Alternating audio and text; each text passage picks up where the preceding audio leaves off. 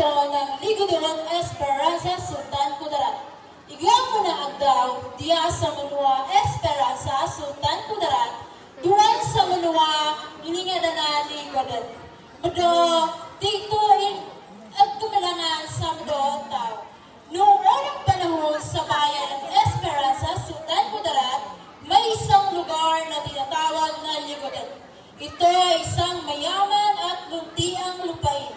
Ngunit kakaiba, kinatatakutan nito ng mga tao.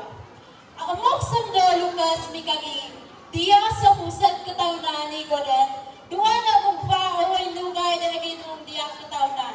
Iningaraan dat si Sigut Labangan.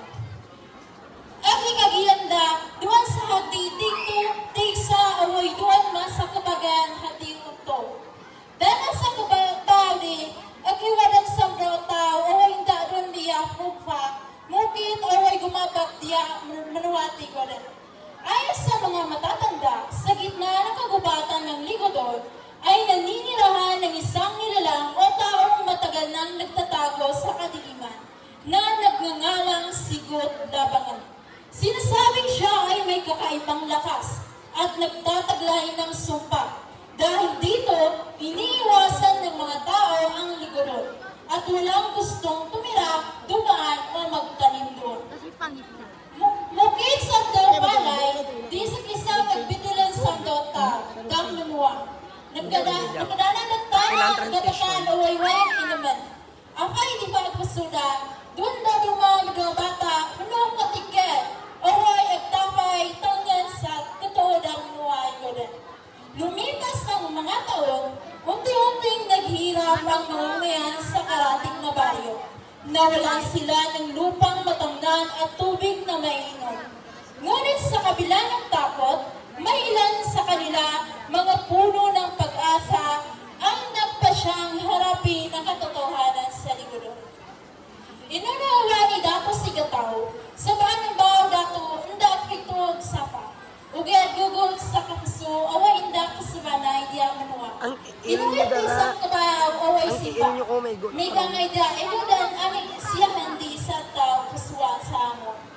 Pinangungunahan sila ni Dato Sigataw, isang matapang na lalaki na nininiwalang hindi sumpa, kundi kwento ng takot at pagkakahati ang pumabalot sa kanilang lugar. Dala ang tapang at dasal. Nagtungo siya sa Ligodon upang hanapin ang nilalang na kinatatakutan ng lahat. Gabig tabaw, hinaari na sa San Lucas sa tao mama, luodan, sabaan, o ay kapayan, kabdi sa tao at sa pasuwan. Ganay, hinan magawad sa mga tao, ganay sa kapituoda, sa kabdi aguwin sa bitin. Ugat sa katuo, kabdi sa mipudo, hinami agupa niya tiwala, katawnan. Sa kanyang pagdating, nakita niya ang isang matandang lalaki, marungis, mag-isa at sugatan. Ang tinutukoy na taong kinatatakutan, noon pa man itinaboy siya ng mga tao dahil sa maling paniniwala na siya ay may dalang kamalasan. Ngunit ang totoo, siya ay mabait at piniling manirahan sa kagubatan. Gawin tiga ni Dato Sigataw, pinumadidihamon sa totoo, na sa piyon na maduay sa mga tao. May gangat-dat kasabuhay, away minasasabaan na mga hagtayan sa manuay ganda. Nang malaman ito ni Dato Sigataw, ipinabot niya sa buong nayon ang katotohanan.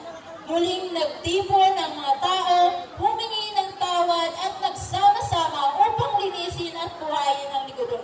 At kaya, sa aguwalan ng tao, nabawi panduan niya sa sabanay kasi pilanoy away magtupasan.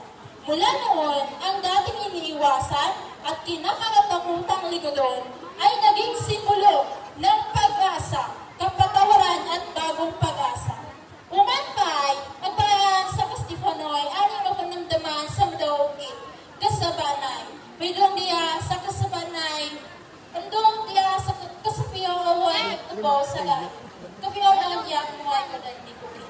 Taon-taon ipinagdariwang ng mga mamamayan ng Esperanza ang Ligodon Festival bilang alaala ng pagkakaisa nagmula sa takot at ng pag-asa tumubo